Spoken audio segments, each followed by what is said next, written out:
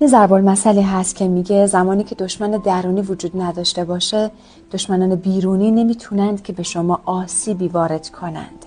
در واقع رفتار ما واکنشیه در برابر محرک‌های بیرونی که ما داریم توی این واکنش‌های زندگی از خودمون نشون میدیم. خودآگاهی، خودشناسی یعنی آشنایی با تمام الگوهای سالم و ناسالم زندگیمون که شده عادت‌هامون و ما داریم عادت‌هامون رو زندگی می‌کنیم. خودآگاهی، خودشناسی یعنی خودپرسشگری، یعنی از خودمون سوال بپرسیم: من چقدر خودم رو میشناسم؟ من چقدر دیگران رو میشناسم؟ شما به اندازه شناختی که از خودتون و دیگران به دست بیارید توی ارتباطاتتون قطعاً موفق‌تر خواهید بود. امید به خدا.